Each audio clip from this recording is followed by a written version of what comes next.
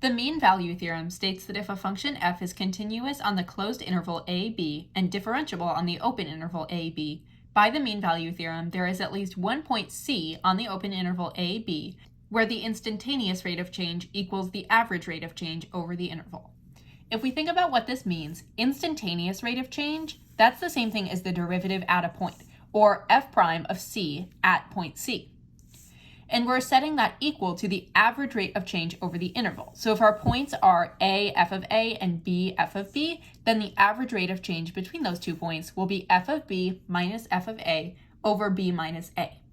If we look at this graphically, this would be our point a comma f of a, and this would be our point b comma f of b. So when we talk about the average rate of change over the interval, that's going to be the secant line between these 2 points, which is going to look like this.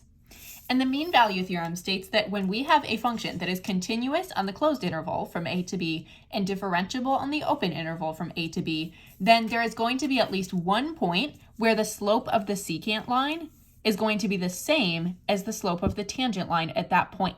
So we can see that we have a tangent line right around x equals 1.5, where the slope of the tangent line at that point, at point C, this would be point C, is equal to the slope of the secant line over the interval. This is what the mean value theorem states. In order to determine whether we can even apply the mean value theorem, we need to ask ourselves 2 questions. First, is the function continuous on the closed interval? And second, is the function differentiable on the open interval? If you need to review continuity and differentiability, this would be a great point to do so. If you need to, go watch my video on continuity and differentiability. In this first example, it asks us whether the mean value theorem can be applied on the closed interval from -5 to -2, which is from here to here. If we look at the behavior of the graph in that interval, we see that it's going down, changing direction, and then coming back up. So first question, is it continuous on the closed interval? Yes, it is a continuous function. But when we look at whether it's differentiable or not, at this point here, that is not differentiable because it has a change in direction. It's not a smooth pass off between a curve and a line, which would be a situation where it would be differentiable. So this is not differentiable. So this means that we cannot apply the MVT on this interval for this graph. For this graph, can the mean value theorem be applied on the closed interval from -4 to 1? Let's take a look. So we're going from -4 to 1. We see that there's a jump in the graph, which means that this is not a continuous function. It's not continuous on the closed interval. So no, we cannot apply the mean value theorem on that interval. F of x is equal to cosine x plus 3. Can the MVT be applied on the closed interval from 6 to 10? If we think about what a cosine curve looks like, that is a smooth and continuous curve. And if we have the plus 3 at the end, that just means that it's been shifted up 3 units. So obviously this is not a perfect drawing of a cosine curve, but this is an approximate drawing. And this graph would be differentiable and continuous. It's continuous on the closed interval, and it's differentiable on the open interval. So yes, we can apply the mean value theorem to this function on this specific interval. G of x equals 8 over x plus 1. Can the mean value theorem be applied on the closed interval from -5 to 5? If we think about the behavior of this graph, the only weird thing about this one would be that we have a vertical asymptote at x equaling -1. Since -1 is within this window between -5 and 5, this means that our function is not going to be continuous at x equals -1. Since it's not continuous on the closed interval, we cannot apply the MVT because it does not meet the conditions of being continuous and differentiable. F of x equals x squared when x is less than or equal to 2, and 4x minus 4 when x is greater than 2. The first question asks, can the MVT be applied on the closed interval from 4 to 9? 4 and 9 are both greater than 2, so they would both fall under this one. And this is a continuous and differentiable function. That's just a linear function. So yes, we can apply the mean value theorem on the closed interval from 4 to 9. The second part asks if the mean value theorem can be applied on the closed interval from 0 to 3. 2 is between 0 and 3. This looks like a piecewise function graph, so our function may have a break in the graph or it may not be differentiable at that location. But we need to determine, is it continuous and is it differentiable? If you need to review that, go watch my video on determining continuity and differentiability. In order to determine if a function is continuous, the first thing we need to do is to evaluate f of the number. And here we are testing at 2. So f of 2 is going to be equal to 2 squared or 4. The second thing we need to do is find the limit as x approaches to of the left side and the right side of the function. So on the left side, we'll be analyzing x squared, and on the right side, we'll be analyzing 4x minus 4. And then we can use direct substitution. So 2 squared will be equal to 4. 2 times 4, or 4 times 2 is 8, minus 4 is 4. So everything is checking out so far, and this means that f of 2 is equal to the limit as x approaches 2 of function f. So yes, it is continuous. Since it's continuous at x equals 2, we know that it's going to be continuous on the rest of the interval because these are both smooth continuous curves. So we've met one of our conditions for the MVT, but we also need to check if the function is differentiable at x equals 2. Our first step in determining differentiability at x equals 2 is to find f prime of x. So f prime of x is going to be equal to 2x when x is less than 2, and it will be equal to 4 when x is greater than 2. And remember, we don't write the equals under there because we don't know if there's actually going to be a value for f prime of x at 2. Now we need to take the limit as x approaches 2 from the left side of f prime of x. And when we're taking it from the left side, we will take the limit as x approaches 2 of 2x, use direct substitution, 2 times 2 is 4, and then we take the limit as x approaches 2 from the right side of f prime of x, or 4. This is also equal to 4. So since our left side limit and right side limit of f prime of x are equal, this means that the function is differentiable at x equals 2. Since it's differentiable and continuous, this means that it meets the criteria for the mean value theorem. So yes, we can apply the MVT on the closed interval from 0 to 3. f of x is equal to 1/3 x cubed plus 4. Find the values of c on the closed interval from -3 to 3 that satisfy the conditions of the mean value theorem. In order to apply the mean value theorem, we need to first verify that we can use the mean value theorem, which means that we need to verify, is the function continuous on the closed interval? So is it continuous on the closed interval from -3 to 3? And is it differentiable on the open interval from -3 to 3? So we can say that yes, this is continuous on the closed interval, because if we have a cubic function, that's going to look something like that, if this is our coordinate plane. So we know that that is going to be a continuous function on the closed interval. And then when we talk about the differentiability on the open interval, this function is also differentiable. We don't have any places where the curve is making a rapid change in direction, like this. We don't have any corners or cusps, and we don't have any vertical tangent lines. So we can say that yes, it is also differentiable on the open interval. Now we can apply the mean value theorem. So the mean value theorem states that f prime of c needs to equal f of b minus f of a over b minus a. The slope of the tangent line at point C needs to equal the slope of the secant line over the interval. In this case, since our interval is from -3 to 3, it's going to be f prime of c, because c is what we're looking for. And then on this side, we will have f of 3 minus f of -3, all over 3 minus -3, or 3 plus 3. So now to find f of 3, we simply plug 3 into this function.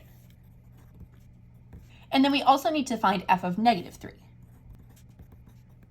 Now I know that f of 3 is 13 and f of -3 is -5. So this means that f of 3 minus f of -3 will be 13 minus -5, or 13 plus 5, all over 6. So this is really 18 over 6, or 3. Now we know that f prime of c needs to equal 3. And then to find f prime of c, we first need to find what f prime actually is. So if we take the derivative of this function up here, f prime of x is going to be equal to, and then we bring the 3 out to the front, 1/3 times 3 is just 1, so x, drop the power by 1, x squared, and the derivative of 4 is 0 because that's a constant. This means that f prime of x is equal to x squared. This means that f prime of c will be equal to c squared. So c squared is equal to, and we know that has to be equal to 3. So now we have our new equation, c squared is equal to 3. Then we simply take the square root of both sides, and we get that c is equal to plus or minus rad 3. It is very important that you include the plus or minus whenever you take the square root. Now we can select the appropriate answer choice. Here it's B. C can either equal positive rad 3 or negative rad 3. This means that at these specific points, the slope of the tangent line at these points will be equal to the slope of the secant line on this interval. Consider the graph of f of x shown below. On the closed interval from a to b, at how many points is the mean value theorem satisfied? Remember that the mean value theorem states that the slope of the secant line over the interval, or the average rate of change between a f of a and b f of b, which is that right there, needs to be equal to the slope of the tangent line at specific points. So all we need to do for this one is see how many points do we have where the slope of the tangent line at those points will be equal to the slope of this secant line. So if we move our ruler down here, we see there's 1 point. There's 1 point where the tangent line will have the same slope as the secant line. And then if we move it up again, we see that this is another point right here. And then if we continue to move it up the graph, right here, we are going to have another point where the slope of the tangent line is equal to the slope of the secant line. And that's it for this graph. This means that we have 1, 2, 3 points where the mean value theorem is satisfied. The function f is continuous and differentiable on the closed interval from -5 to 9. The table below shows selected values of f on that interval. Which of the following statements must be true?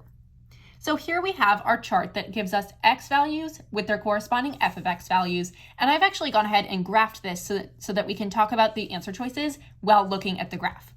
I don't know anything about how these points are connected except that the function must be continuous and differentiable on the interval, but I know that it must also pass through these points. Part A says f of -1 is equal to 5. We are not given a value for -1 in this table. However, we do know that the x-coordinate -3 produces an f of x coordinate of 5, and 0 also produces 5. So we have these 2 points. However, they do not have to be connected in a straight line. They could be going like this. We could have it dipping all the way down and then coming back up. That would be a perfectly acceptable graph because that is still continuous and differentiable.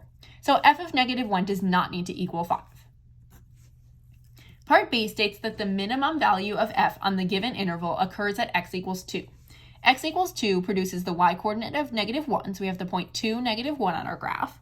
And yes, -1 is the lowest f of x point. However, we can still make a graph that's continuous and differentiable and passing through all these points that has a lower minimum than that. Maybe it looks like this. Maybe the graph extends even further past and the minimum is actually way down here.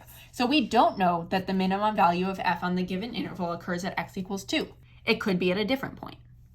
Part C states that f of x is greater than or equal to -1 on the given interval. This is very, very similar to part B. So it doesn't have to be greater than -1. Even though -1 is the lowest one listed here, it could be dipping lower at some point. That's just not written in this chart. That leaves answer choice D. Let's talk through why this one is correct as well. Choice D says that there exists a value c where -5 is less than c is less than 9, for which f prime of c is equal to 0. In order to explain why this answer choice is correct, we will need to apply the mean value theorem. So if we take a look at the mean value theorem, it states that f prime of c needs to equal f of b minus f of a all over b minus a. In this case, the interval that we're testing is -5 to 9.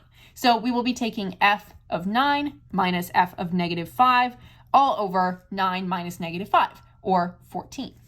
We can see that f of 9 is equal to 3 and f of -5 is also equal to 3. So this means that we have 3 minus 3 over 14, which is equal to 0 over 14, or 0. So f prime of c must be equal to 0 at some point on the interval. And that's exactly what answer choice D says. There exists a value c between -5 and 9 for which f prime of c is equal to 0. And the reason we know that is because of the mean value theorem. Let f be a differentiable function such that f of 6 equals -1 and f of 3 equals 7. Explain why there must be a value c for 3 less than c less than 6 such that f prime of c equals -8/3. I'm going to treat this as a full AP style explanation, which means that I need 4 criteria in my explanation.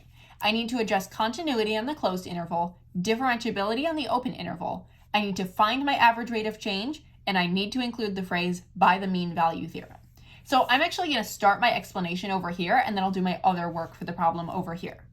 So the first thing I need to address is whether I can even apply the mean value theorem. I need to explain that it is continuous on the closed interval.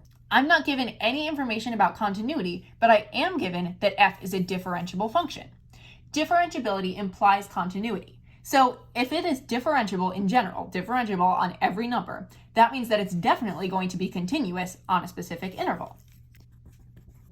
And in this case, the interval that I'm looking for it to be continuous on is from 3 to 6.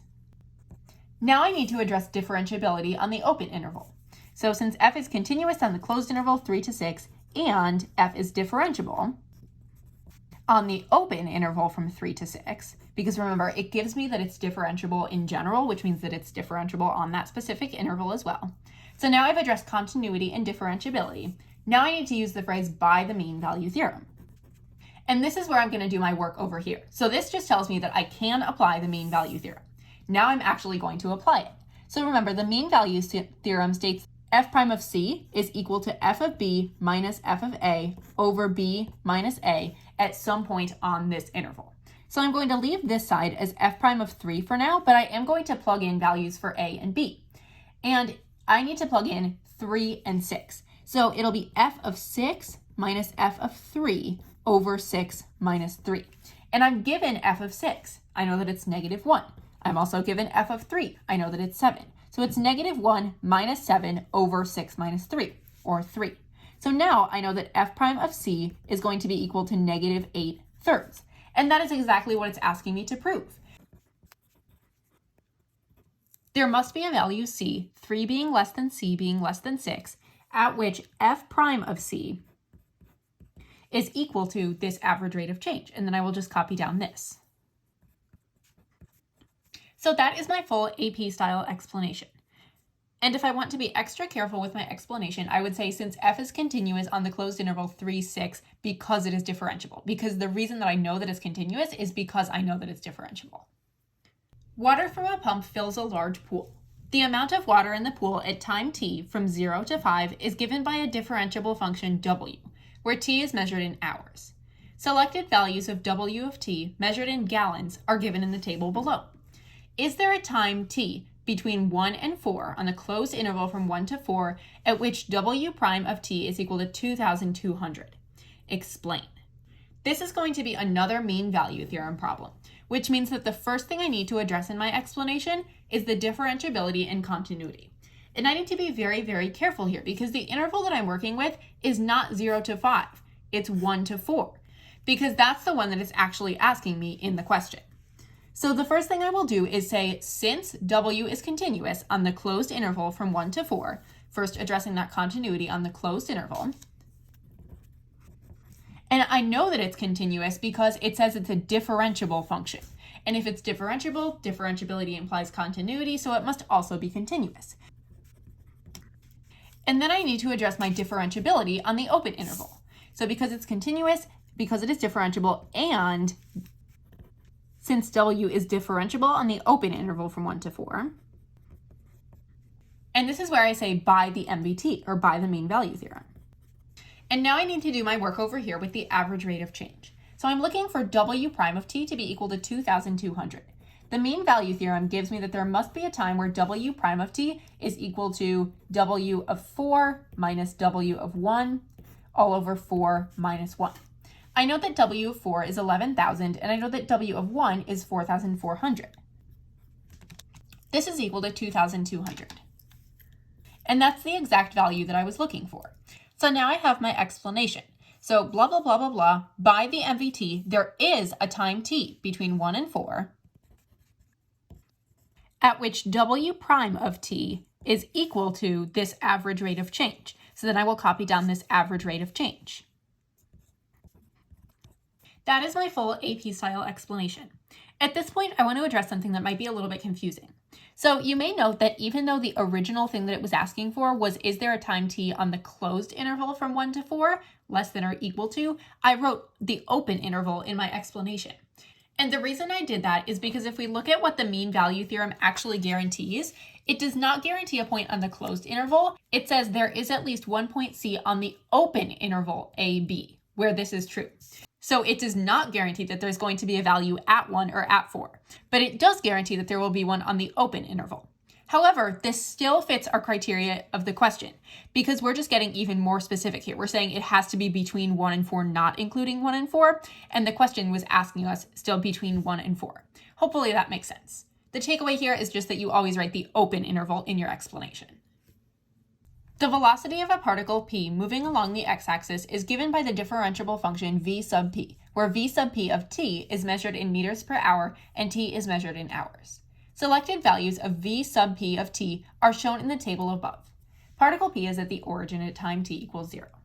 Justify why there must be at least one time t between 0.3 and 2.8 at which v sub p prime of t, the acceleration of particle p, equals 0 meters per hour per hour.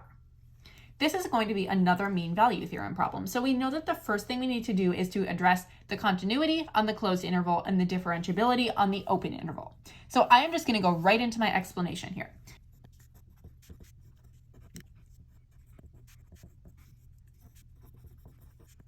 Since v sub p is continuous on the closed interval from 0.3 to 2.8 because it's differentiable, and v sub p is differentiable on the open interval from 0.3 to 2.8 by the MVT. So I'm going to say there is at least one time t for 0.3 being less than t being less than 2.8, for which v sub p prime of t is equal to, and then I need to find my average rate of change on the interval. So that would be v sub p of 2.8 minus v sub p of 0.3 all over 2.8 minus 0.3. And then I can get those values from my table. V sub p of 2.8 is 55, and v sub p of 0.3 is 55. So I have 55 minus 55 over 2.5. That is equal to 0 over 2.5, which is equal to 0. And that ultimately answers my question. We are saying, yes, there is a time when v sub p prime of t is equal to 0 due to the mean value theorem. And keep in mind again that we write the open interval in the explanation. We do not write 0.3 less than or equal to t less than or equal to 2.8. We write 0.3 less than t less than 2.8. The functions f and g are differentiable for all real numbers, and g is strictly increasing. The table above gives values of the functions and their first derivatives at selected values of x. The function h is given by h of x is equal to f of g of x minus 6. Part A says explain why there must be a value r for 1 less than r less than 3 such that h of r is equal to negative 5. And part B says explain why there must be a value c for 1 is less than c is less than 3 such that h prime of c is negative 5. So you might look at these and you might say, well, what's the difference? Well, the difference is that here we're finding h of r and here we are finding h prime of r. And this is a really, really important connection that we need to make. When we are finding an intermediate value that does not involve the derivative, we are going to need to use the IVT, or the intermediate value theorem. If you want to review that, I have a separate video on that from chapter 1. But when we talk about derivatives, we are going to need to use the MVT, the mean value theorem. So let's do part A first. So if we are looking for 1 to 3, and we need to use the IVT, remember that the first condition of our IVT is that it must be a continuous function. So we're going to start off part A by saying since function h is continuous, and we know that it's continuous because we are given that f and g are differentiable, and h is a function of f and g. Since h is continuous, since it is differentiable, and at this point, we're going to need to find h of 1 and h of 3 so that we can find the values that are going to be in between those. So to find h of 1, I will need to find f of g of 1 minus 6. G of 1 is equal to 2. So I'm really finding f of 2 minus 6. F of 2 is equal to 9. So 9 minus 6, which is equal to 3. And then I also need to find h of 3. So h of 3 is going to be equal to f of g of 3 minus 6. G of 3 is equal to 4. So f of 4 is equal to negative 1. Negative 1 minus 6 is negative 7. So because negative 5 is between negative 7 and 3, I know that there is going to be a value r between 1 and 3, such that h of r is equal to negative 5. So the way that I justify that is I say, and h of 3 is less than negative 5 is less than h of 1, or since negative 5 is between h of 3 and h of 1, there must be a value r between 1 and 3 such that h of r is equal to negative 5 by the intermediate value theorem. That would be my full justification for part A. Now I'm going to do part B. So note that both of these are existence theorems, so they both guarantee the existence of a certain number in a certain interval. But here we're talking about the regular h, and here we're talking about the derivative of h prime. So part B says explain why there must be a value c between 1 and 3 such that h prime of c is equal to -5. So here we're going to use the mean value theorem, which means that we need to justify first that it is continuous and then it's differentiable on the closed and open intervals. And then we say by the MVT, or by the mean value theorem. There must be a value of c between 1 and 3 on the open interval from 1 to 3 such that h prime of c is equal to, and then we'll do that average rate of change. So we're going to set h prime of c equal to h of 3 minus h of 1 over 3 minus 1. And we already found h of 3 and h of 1 up here. H of 3 is equal to -7, so we have -7 minus 3 all over 3 minus 1. So this gives us -10 over 2, or -5. And that answers our question. We explained why there must be that value c between 1 and 3 such that h prime of c is equal to -5. Feel free to pause the video and take a look at these two explanations in more detail if you need to, or go watch the video on the IVT if you need a refresher on that. A car is traveling on a straight road. Between 0 and 24 seconds, on the closed interval between 0 and 24, the car's velocity v of t in meters per second is modeled by the piecewise linear function defined by the graph above. Find the average rate of change of v over the interval 8 is less than or equal to t is less than or equal to 20. Does the mean value theorem guarantee a value of c for 8 being less than c being less than 20 such that v prime of c is equal to this average rate of change? Why or why not? So our first thing to do is to find the average rate of change of v over the interval from 8 to 20. And this is really pretty straightforward. So we have the point 8, 20, and we have the point 20, and it looks like that one is going to be 10. So 20, 10. So we just need to find the average rate of change between these 2 points, which is going to be pretty straightforward.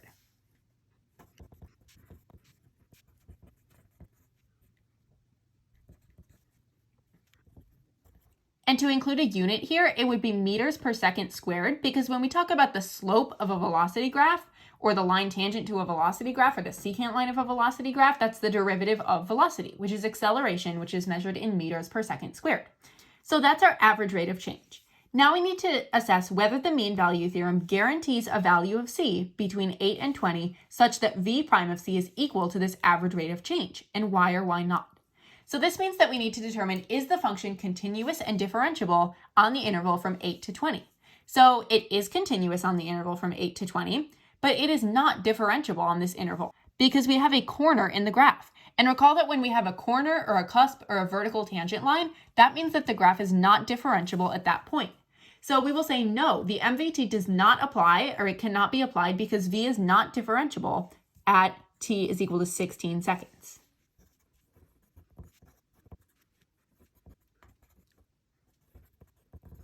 The MVT does not guarantee a value c for 8 being less than c being less than 20 such that v prime of c is equal to -5/6 because v of t is not differentiable at t equals 16 seconds. Rolle's theorem is very similar to the mean value theorem. Rolle's theorem states that if a function f is continuous on the closed interval a to b and differentiable on the open interval a to b, this sounds very, very familiar from the mean value theorem, and f of a is equal to f of b, then there is at least one point c on the open interval from a to b where f prime of c is equal to 0. So our only differences here is really this last part, f of a being equal to f of b and f prime of c being equal to 0. So let's model this on a graph. So let's say that we have the point a, f of a right here. This point is a, f of a. And we have the point b, f of b right here.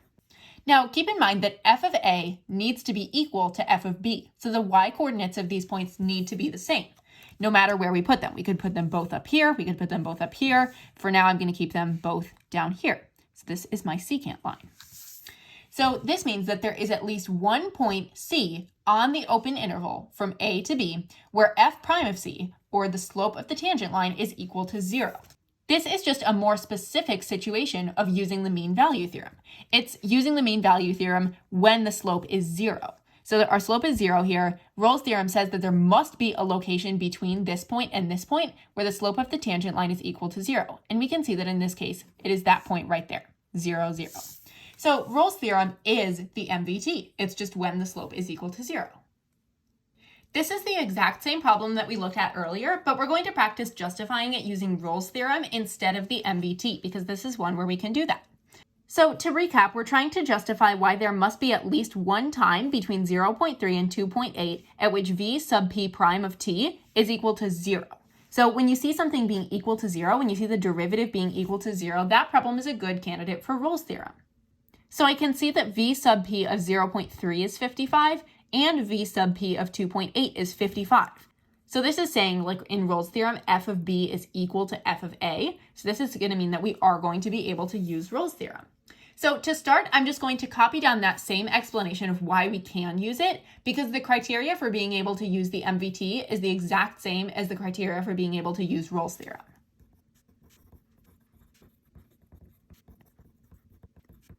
But then instead of saying by the MVT, I'm going to say by Rolle's theorem.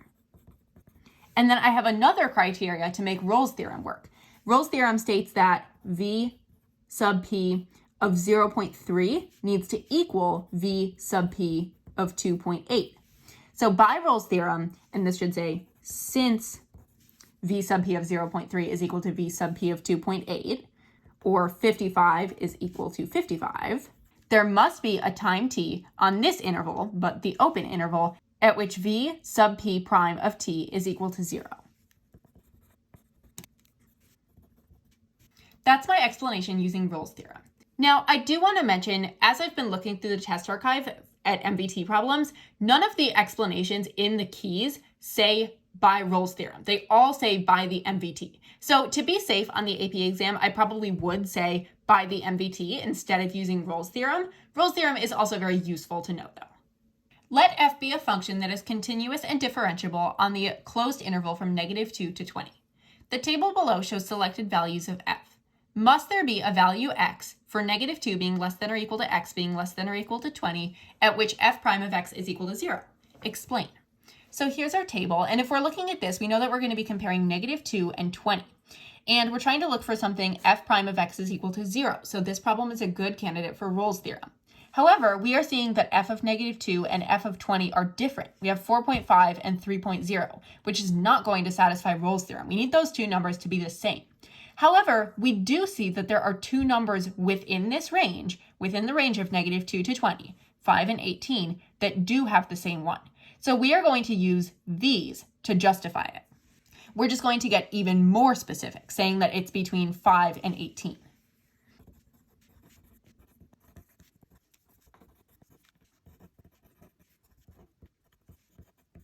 Since f is continuous on the closed interval from -2 to 20 and differentiable on the open interval from -2 to 20, and f of 5 is equal to f of 18, this is specific to Rolle's theorem, by Rolle's theorem, there must be a value of x between -2 and 20 on the open interval, not the closed interval, even though they gave us the closed interval, at which f prime of x is equal to 0.